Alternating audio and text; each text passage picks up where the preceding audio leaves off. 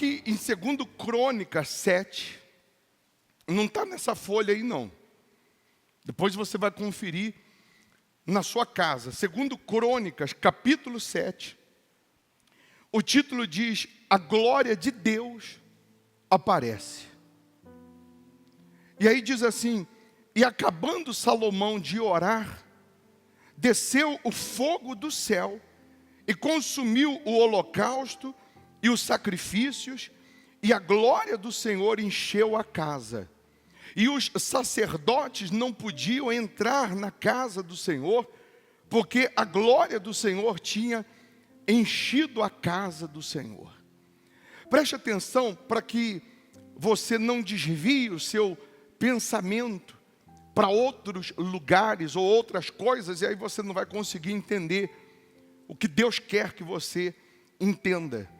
Salomão, ele recebe do seu pai uma ordem de que quando o reino estivesse estruturado financeiramente, ele, Salomão, iria construir o templo para Deus.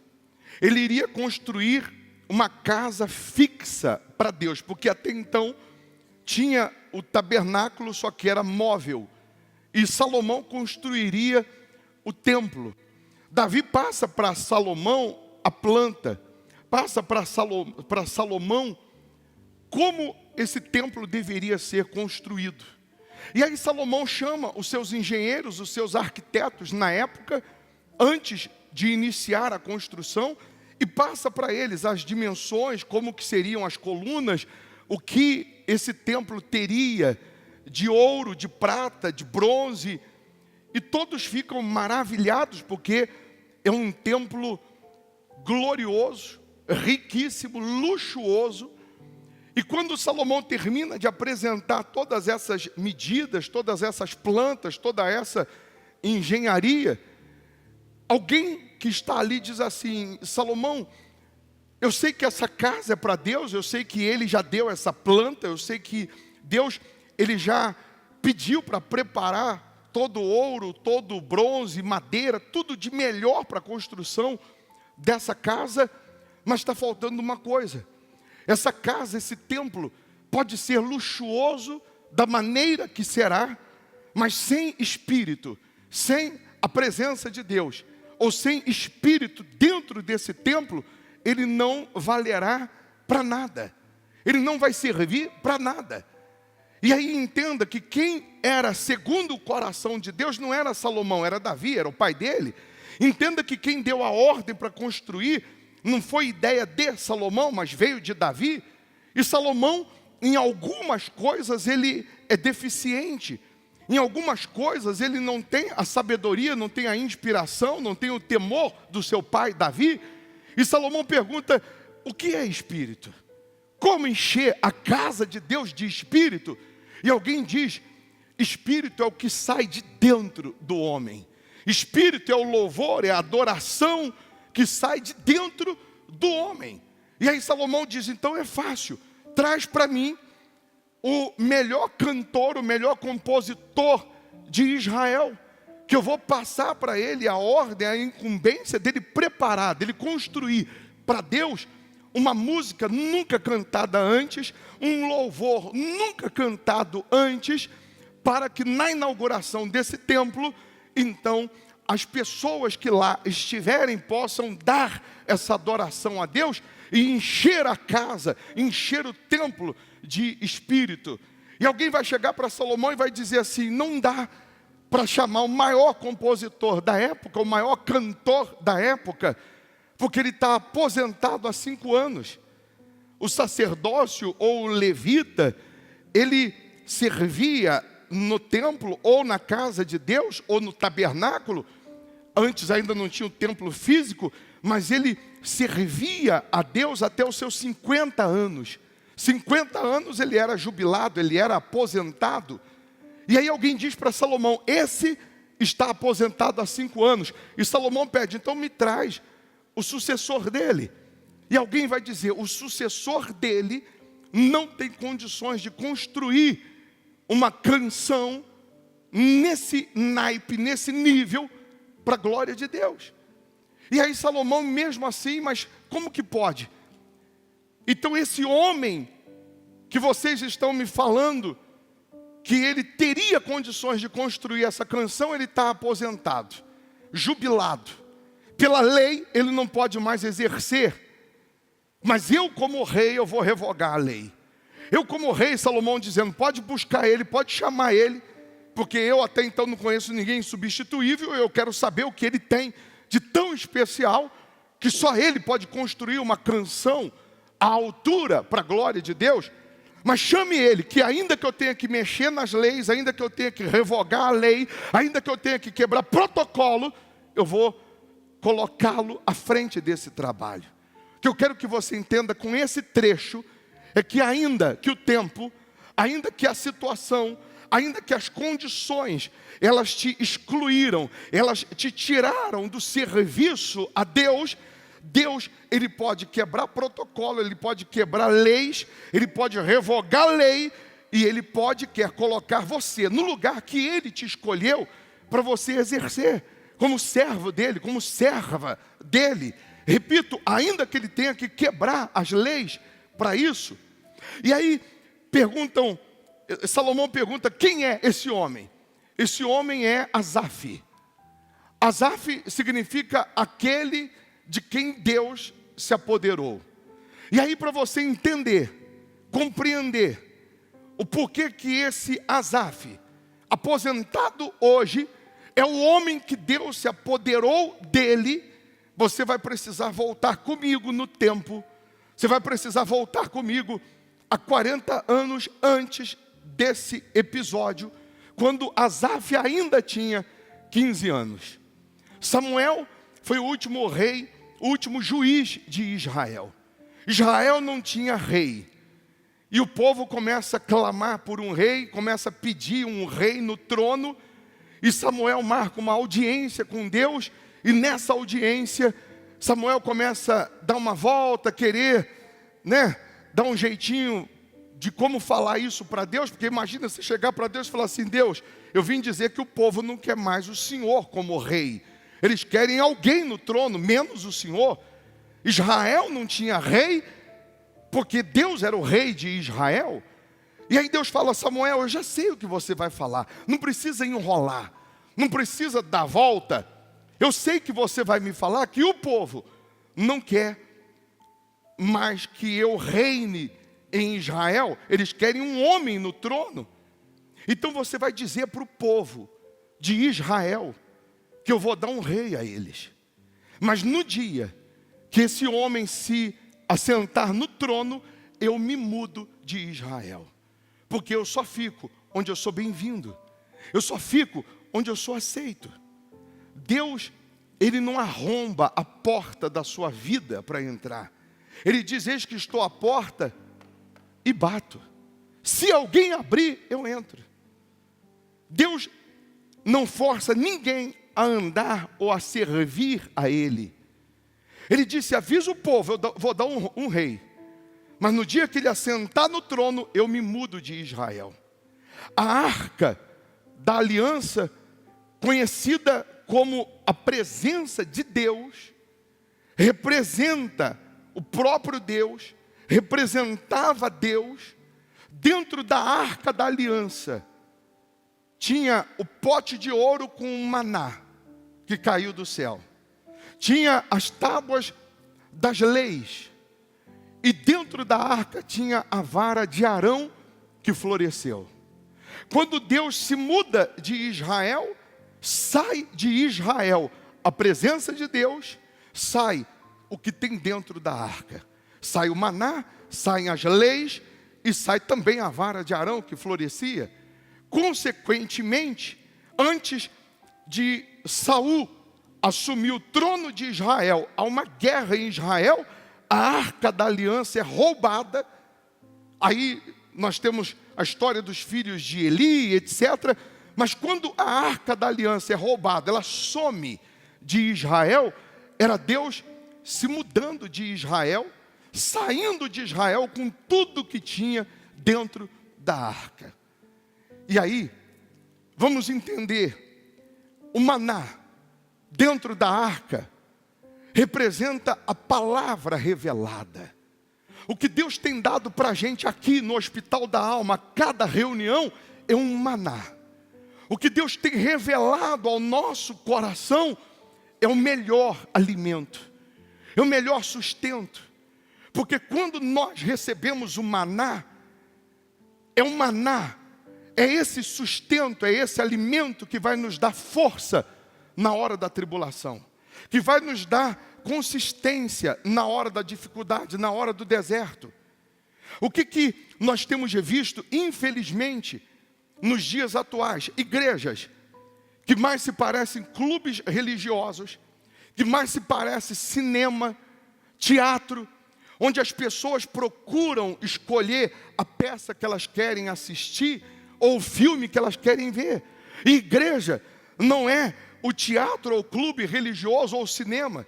Você não vem à igreja para ouvir o que você quer ouvir, você vai ouvir o que Deus quer que você ouça. Nós não estamos aqui para ouvir uma palavra que é como se fosse uma comida de micro-ondas, que você pega em 2 minutos, está pronta. Tem cara de comida, cheiro de comida, mas não tem gosto de comida. Não sustenta como aquela comida preparada no fogão a lenha, fogo baixo, com arroz, com feijão, tudo preparado ali da terra, com cuidado, aos olhos da cozinheira, que não pode passar do tempo. Então, quando nós recebemos de Deus esse maná, é esse alimento que nos fortalece, esse alimento que nos sustenta, é esse alimento que vai nos dar consistência nas horas ruins, nas horas difíceis, nas tempestades que enfrentamos. As tábuas da lei significa que o crente, o cristão, ele tem que ter disciplina. E quando Deus sai de Israel, acaba a disciplina em Israel. E toda pessoa que tem dificuldade, tem grandes dificuldades de obedecer às leis de Deus, à disciplina de Deus.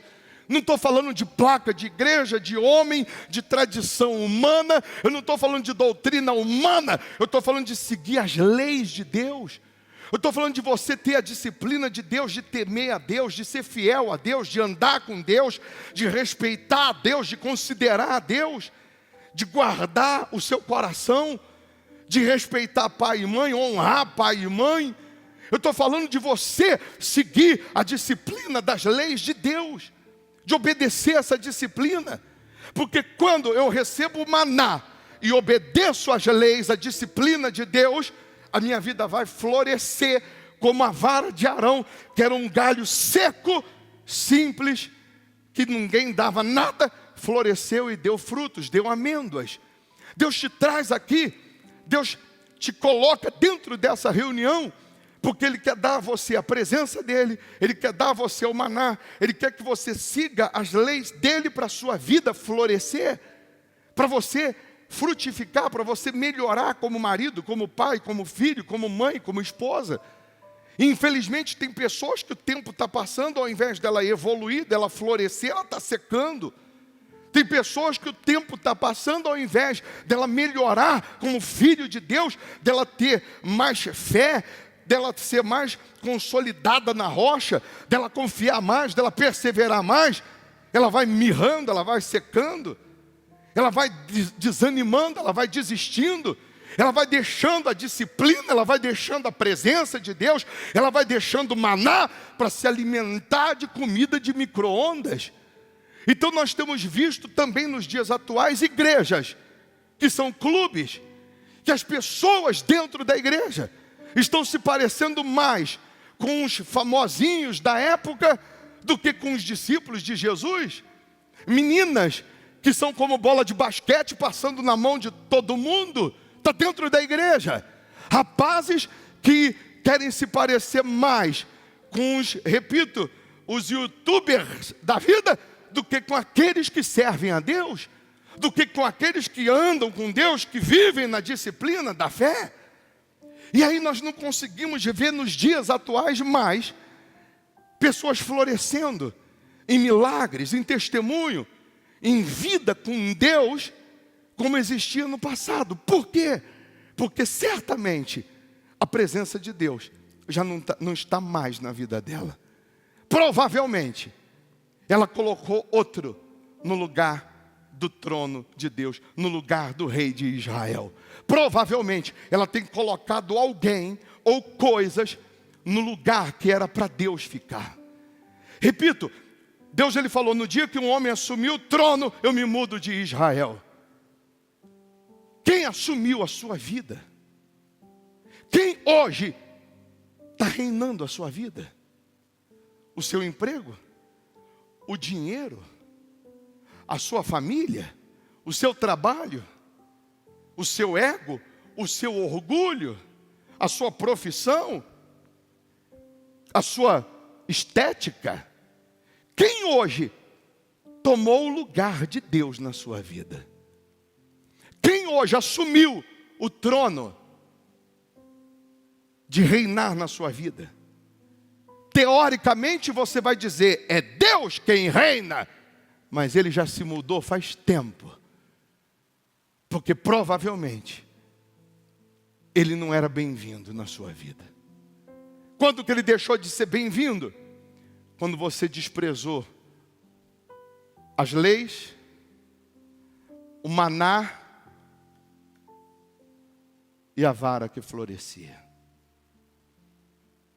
Você desprezou o maná, ou vinha desprezando o maná, dando desculpas, hoje não vou na igreja, amanhã também não vou, e depois também não vou, por isso, por aquilo ou por aquilo outro.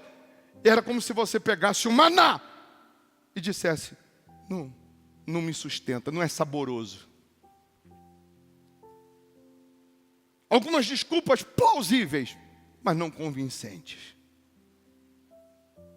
Porque estava trocando o rei de Israel por alguma coisa. A arca some de Israel. Saul assume o trono. Não muito tempo depois começa a se perder. Ao ponto, preste atenção, de buscar consultas até com feiticeiros. E aquele mesmo povo que pediu um rei, agora tem um rei, mas não tem Deus. E estão gemendo, e estão sofrendo, e estão padecendo. Aí o povo clama, aí o povo chora, aí o povo pede. E Deus levanta Davi como rei de Israel. Davi assume o reino de Israel. Davi assume o trono de Israel. Davi assume um reino perfeito, com soldados, um reino estruturado, um reino com dinheiro, com ouro, com riquezas, perfeito, mas incompleto. Você tem uma vida perfeita, mas incompleta. Uma família perfeita, mas incompleta. Uma empresa perfeita, mas incompleta. Por que ele assume um reino perfeito, porém incompleto? Porque não tinha mais a presença de Deus. Não era Deus quem reinava. Não era Deus quem habitava ali. Um vaso lindo, trabalhado, uma obra-prima, pode ser perfeito, mas incompleto, porque ainda não tem o adorno necessário dentro dele. O céu é perfeito, mas incompleto, porque os moradores do céu ainda estão aqui no Hospital da Alma hoje. Em breve vão estar lá para completar o reino dos céus. Você tem uma família que não é lá aquelas coisas, tem defeitos. Mas se não tiver o Espírito de Deus, é incompleta. Você pode ter o melhor carro, a melhor casa, você pode ter todo o ouro do mundo. Se não tiver Deus, você vai continuar sendo incompleto. Você tem uma vida, você tem um reino, você tem uma família, que se você olhar defeitos e procurar defeitos, tem. Procurar falhas, tem. Mas você não vai resolver as falhas ou os defeitos sem a presença de Deus. Você não vai mudar ninguém da sua família sem a presença de Deus. Você não vai conseguir ajudar ninguém da sua família sem o Espírito de Deus. Você tem os seus sonhos, os seus objetivos, mas sem o Espírito de Deus na frente, direcionando, dirigindo, você não vai conseguir se realizar, ainda que alcance os seus sonhos. Acorde e preste atenção. Davi assume esse trono. E Davi entende que sem Deus não tem como reinar. Que sem Deus não tem como ele ter sucesso naquele lugar. E Davi chama os seus soldados e vai no campo do inimigo buscar a arca da aliança, buscar a presença de Deus. Davi estava dizendo: eu me recuso sentar no trono se Deus não estiver à frente dele. Eu me recuso a assumir um reino se Deus não reinar. Eu me recuso a estar na minha casa se Deus não está aqui dentro. Eu me recuso a estar nessa empresa se Deus não está aqui. Eu me recuso a estar nessa igreja se Deus não está aqui. Eu me recuso a estar num lugar que Deus não esteja. E Davi vai buscar a arca da aliança. Coloca a arca em cima de carros de bois. A Bíblia diz que eles davam 6 passos. No 7º, parava e apresentava um sacrifício a Deus, um boi como sacrifício. Dava mais 6 passos, parava e sacrificava outro boi no 7º passo. Alguns soldados chegam para Davi, ou alguns soldados, e dizem assim: desse jeito, Davi, nós vamos levar 3 meses para chegar em Jerusalém. Eu imagino Davi falando que leve 3 anos, mas eu não sento no trono se Deus não estiver em Jerusalém. Que leve mais tempo, mas eu me recuso a assumir o trono se Deus não estiver lá. Em outras palavras, Davi estava dizendo: ainda que demore, mas eu só assumo a condição de Israel se Deus for o rei de Israel. E Davi manda alguém na frente avisar Mical, a esposa dele, para preparar uma festa. Calculam mais ou menos quanto tempo iam levar para chegar. Avisa Mical que tem que preparar a festa, porque o Deus de Israel está voltando. Prepara a festa, porque Deus está voltando para Israel. Prepara a festa, porque está voltando a arca. Está voltando Deus, a presença de Deus. Está voltando as leis, a disciplina. Está voltando o maná. Está voltando florescer como a vara de Arão. Vai voltar a florescer. E Davi vem sacrificando, e vem caminhando, e vem sacrificando, e vem caminhando. E a festa está sendo preparada. Quando a arca da aliança entra pelos portões de Jerusalém, está todo o povo reunido, toda a plateia, todo o povo esperando. Soldados que estavam com Davi, que nunca viram a arca, ouviram falar, mas agora estavam vendo. Pessoas que estão aqui nessa reunião, que já ouviram falar de Deus, mas ainda não viram, vão ver. Quando a arca entra, alguns anciãos da época, que sabiam do poder da arca, que era o próprio Deus, que sabiam da arca, quando vem a arca, começam a chorar, caem de joelhos, choram, oram.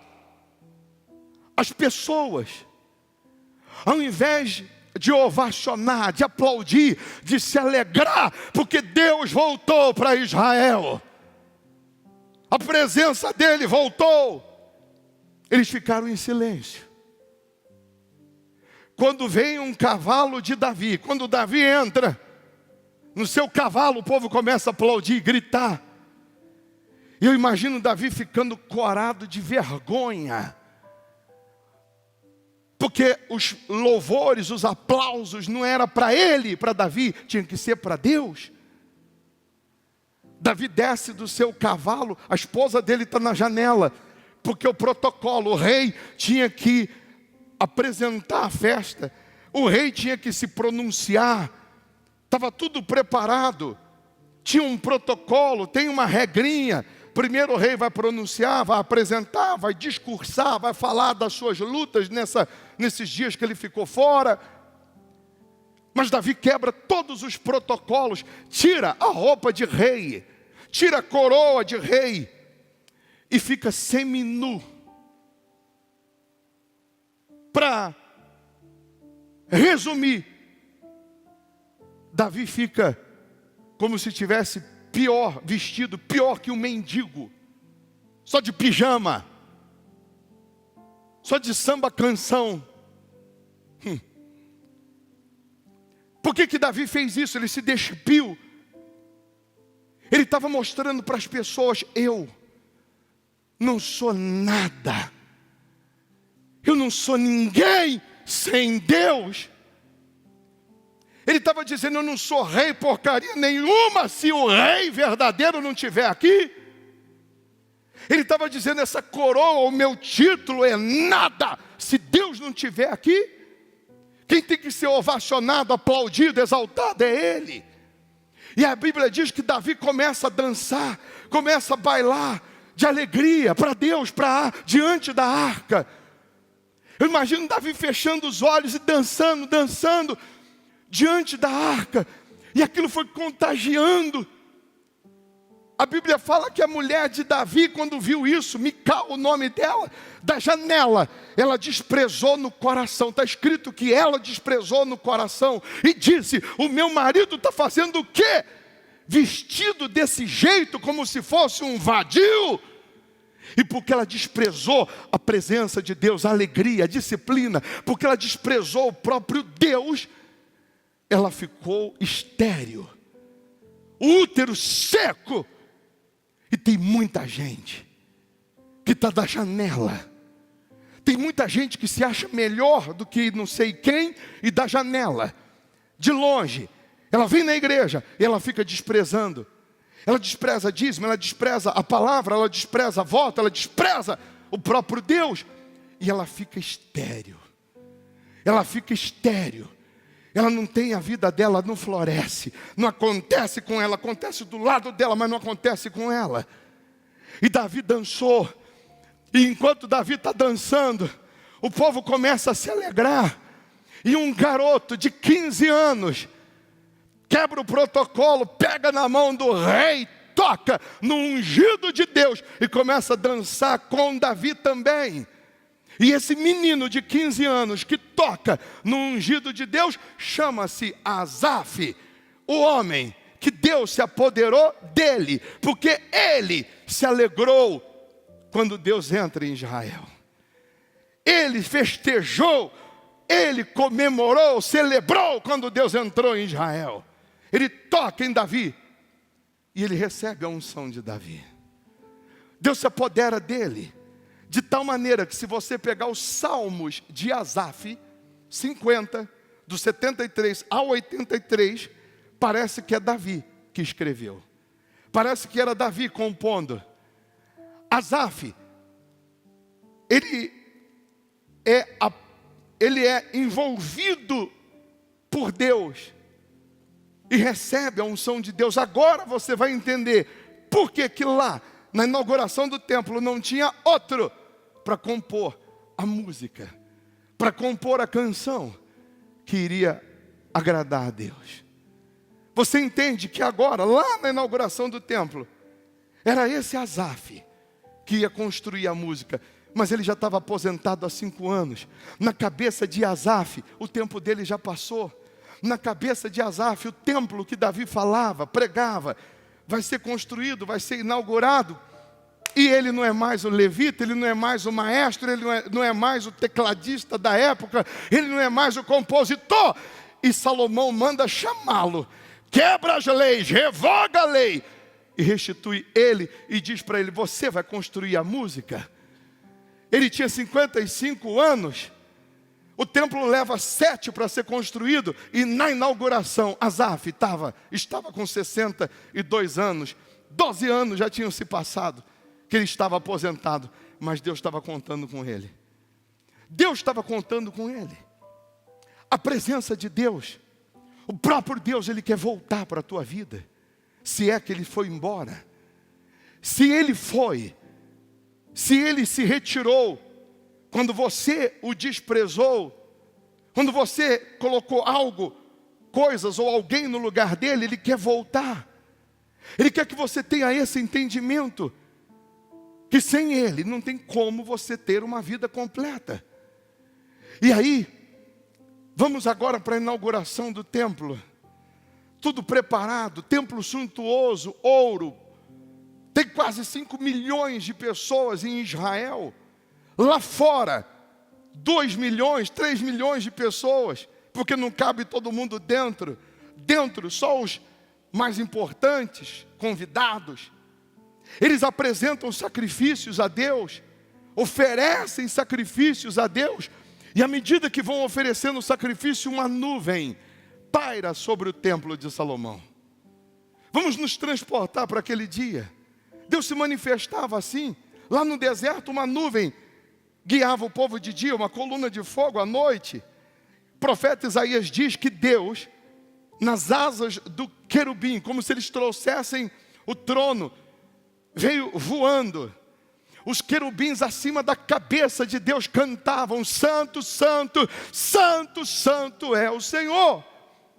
E aí essa nuvem paira sobre o templo. Deus aspira o sacrifício. Tudo fica escuro, sombra. Eu imagino Deus parado em cima do templo. Os querubins cantando: Santo, Santo, Santo, Santo, Santo. E de repente Deus...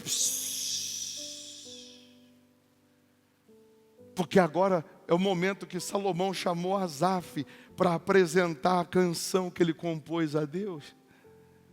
Eu imagino Deus falando para os querubins.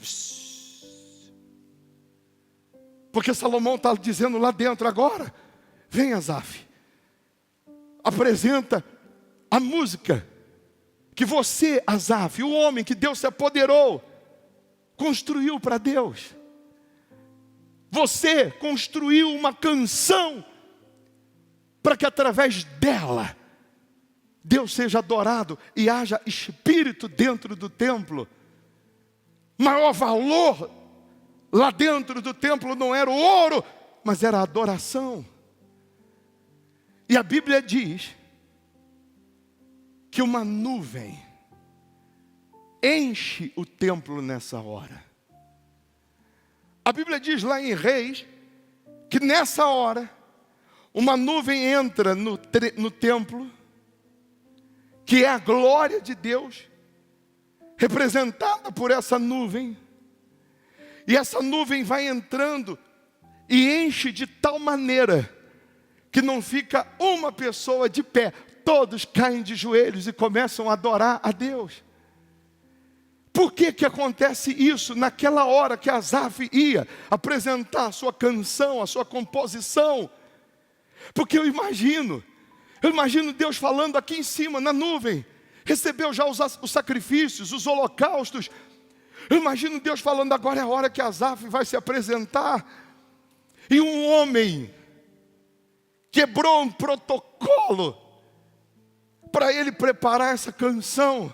Eu que sou Deus vou quebrar também protocolo e vou entrar lá para receber a canção.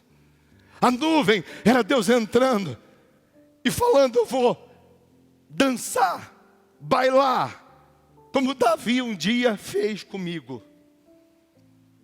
Eu vou receber a adoração de Asaf, a canção de Asaf, com aquela alegria que Davi me recebeu.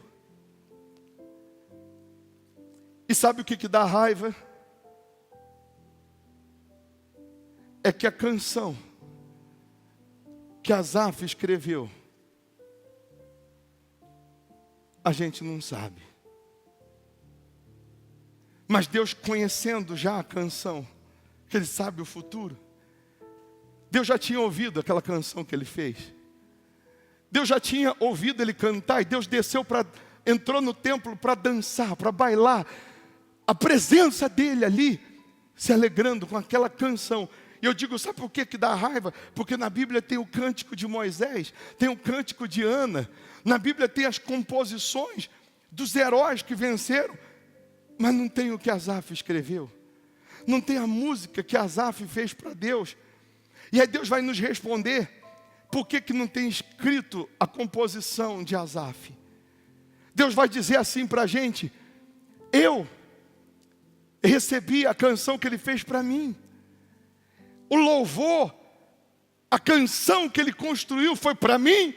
E eu desci bailei, dancei, recebi aquela canção. Por isso que não tem escrito, porque se tivesse escrito, nós iríamos imitar e ler aquela que foi de autoria de Asaf. E Deus está dizendo hoje, cada um de nós podemos compor a nossa canção de adoração a Ele. Hoje nós podemos compor a nossa canção. Hoje nós podemos compor a nossa adoração verdadeira, sincera. Hoje cada um aqui, da sua maneira, do seu jeito, com vocabulário rico ou pobre, limitado, podemos apresentar a Deus a nossa composição, a nossa adoração verdadeira. E quando nós servimos a Ele e honramos a Ele com sinceridade, Ele vem, Ele quebra protocolos, Ele quebra leis, mas Ele enche-nos da presença dEle. Então, em suma, Deus hoje, Ele quer voltar para a sua vida. Se Ele já está, se a presença dEle já está, Ele quer que você valorize o maná,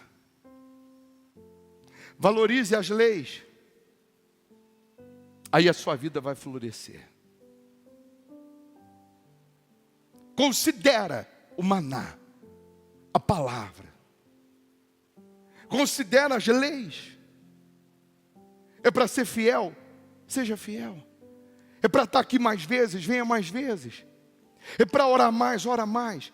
É para se santificar mais, se santifica mais. Eles davam 6 passos quando traziam a arca. No 7º sacrificava para Deus. Sacrifica. Sacrifica esse orgulho. Sacrifica o pecado. Sacrifica a malícia. Sacrifica os maus olhos. Sacrifica a murmuração que você vive tendo.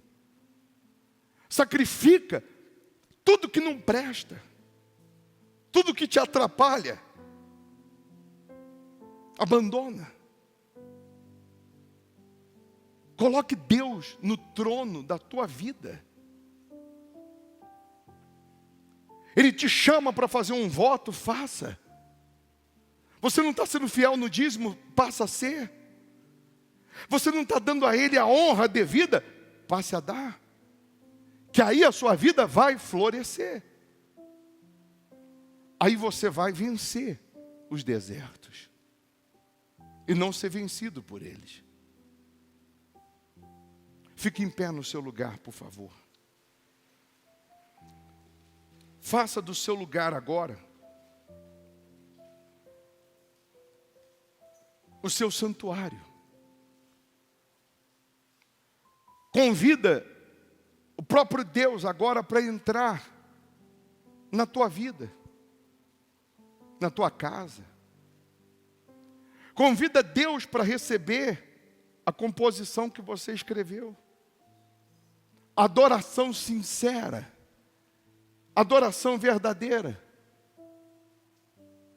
Olhe para mim mais um minuto, por favor. Você não pode sair daqui estéril. Você não pode sair daqui considerando o que é glorioso, o que é extraordinário, que é a presença de Deus, como se fosse algo comum. Você não pode sair daqui hoje ser uma pessoa comum. Porque se hoje você toca em Deus, Ele se apodera do teu ser. Ele se apodera da sua vida. E quando Deus se apodera de uma pessoa, essa pessoa não morre enquanto Deus não cumprir com o plano dele na vida dela. Ainda que para isso Ele precise quebrar protocolos, revogar leis, Ele vai fazer. Eu vou chamar você para preparar para Deus e trazer no domingo que vem, além da vida uma oferta de sacrifício. Que você vai subir nesse altar e no domingo eu vou abrir a arca e você vai colocar dentro dessa arca uma oferta de sacrifício a Deus. Mas quando eu digo oferta de sacrifício, o diabo pode soprar na sua mente e falar: você já fez, não precisa. Eles davam 6 passos, no 7º parava e sacrificava um boi. Mais 6 passos, no 7º parava e sacrificava um boi. E a arca está voltando para Jerusalém. Mais 6 passos, no 7º parava e sacrificava outro boi. Ah, mas vai demorar. Que demore. Mas também quando Deus entrar em Jerusalém, nunca mais sai. Você vai preparar uma oferta de sacrifício. Que para um pode ser 1.000, para outro 10.000, para outro 100.000, para outro R$100. Mas tem que ser sacrifício.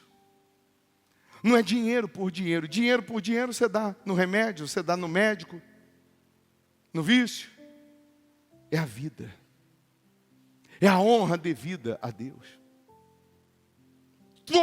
Todos que creem nisso e entendem que Deus preparou essa reunião, essa palavra, esse maná, para em suma dizer: eu quero reinar na sua vida. Eu quero ser o rei da sua vida. Eu quero morar na sua vida. Você vai preparar uma oferta de sacrifício. Se você entende isso. Se você crê, levanta a mão, o obreiro, o pastor vai te dar um envelope. Tem aqueles que Deus toca, ainda que não estejam aqui na reunião fisicamente, mas pessoas que quando acompanham na hora, pela internet, e Deus toca, e Deus fala, e ela decide fazer a oração, a entrega, o voto, Deus também se manifesta. Deus também entra. Deus também faz morada. Deus também aparece. Todos nós vamos preparar uma oferta de sacrifício. Vai trazer domingo. Mas tem aqueles, ou aquele, que Deus está te escolhendo, te chamando, para você fazer como eles fizeram. 6 passos, no 7º, apresentaram um boi. Eu quero uma pessoa que vai fazer um sacrifício de R$7.000 ou mais. 7 representando a perfeição e os 7 passos que eles davam. Mas essa pessoa que vai fazer, ou que Deus te move, te toca para isso, fazer esse voto, sacrifício de 7.000 para cima. Você vai pegar essa arca aqui, pequenininha aqui, que é igual a que eu tenho em casa. Não é para adorar a arca. Ela vai simplesmente simbolizar o seu sacrifício e o próprio Deus, na tua empresa, ou no teu escritório, ou na tua casa. Essa pessoa que Deus toca agora, para fazer um voto, um sacrifício de 7.000, você vai mandar no WhatsApp da igreja para a Ana Cláudia, vai dizer assim: pode avisar o bispo que essa arca vai vir aqui para o meu escritório, para a minha casa, ou para a minha sala, porque eu vou fazer o sacrifício. E se você faz o sacrifício, ou vai fazer a transferência, você vai mandar no WhatsApp já o endereço. Ou você vai dizer: eu vou estar aí, eu vou buscar aí na igreja. E ela vai ficar lá na tua casa ou no seu escritório, representando o seu sacrifício. Mas e outros? Todos nós, tem para todo mundo? E eu, você, que não tenho 7.000, eu vou fazer com 1.000, vou fazer com R$100, com 500. Você vai colocar o seu sacrifício dentro dessa arca no domingo. E o mesmo poder que vai abençoar um, vai abençoar o outro. Mas a diferença é que Deus está escolhendo alguém que vai fazer esse voto de 7.000. E vai deixar essa arca lá na tua casa ou na tua empresa e etc. Quem pegou o envelope, estenda o envelope aqui para a arca e diga assim: meu Deus, o meu sacrifício com a minha vida vai trazer para a minha vida a tua presença, a disciplina, as leis, o maná, e a minha vida vai florescer. Coloque as mãos no coração, feche os seus olhos agora, feche os olhos, e aí no seu lugar, você vai apresentar a Deus a sua composição, a sua adoração sincera, a sua adoração verdadeira. Imagine Deus entrando na tua vida, como aquela nuvem que encheu a casa, que encheu o templo, e todos caíram de joelho, porque a glória de Deus era extraordinária. Nesse momento, você decide abandonar o mundo, abandonar tudo que não presta, e honrar a Deus, servir a Deus, ser fiel a Deus. Você decide se render 100% a Deus. A santidade dele se manifesta em você. A presença dele vem sobre a sua vida. O poder dele te envolve. Deus te toca. Deus, ele se apodera da sua vida, como ele se apoderou de Asaf. Perdoa os nossos pecados, os nossos erros, as nossas falhas, meu Deus. Nós queremos e precisamos que o Senhor reine na nossa vida. Nós precisamos da tua presença. Sem a tua presença nós somos incompletos. Sem o teu Espírito, sem a tua presença nós somos já vazios. Sem a tua presença, sem o teu Espírito nós estamos perdidos. Oh, meu Senhor, abraça essas pessoas, envolve essas pessoas com a tua glória. Você que reconhece que Deus tinha se mudado da sua vida, você reconhece que a presença de Deus tinha se afastado de você, você reconhece que tinha se distanciado da presença do Pai, e tudo que você mais sonha, tudo que você mais almeja, mais deseja, mais quer, é que a presença dele volte. Então venha diante do altar, saia do seu lugar e se aproxime do altar, e aqui diante do altar, com palavras sinceras, você vai falar: meu Deus, eu quero me redimir, eu quero que o Senhor me perdoe. Eu não quero ser como a esposa de Davi, que reprovou no coração a alegria dele em receber a arca da aliança. Eu não quero ser como aquela mulher que reprovou quando a tua presença voltou para Jerusalém. Mas eu quero me sujeitar ao Senhor. Eu quero voltar às primeiras obras, porque a presença de Deus tinha se afastado, porque você tinha perdido a presença dele, a pureza, a unção, você tinha perdido a inocência, você tinha perdido a espiritualidade, porque você tinha perdido essa essência do novo nascimento.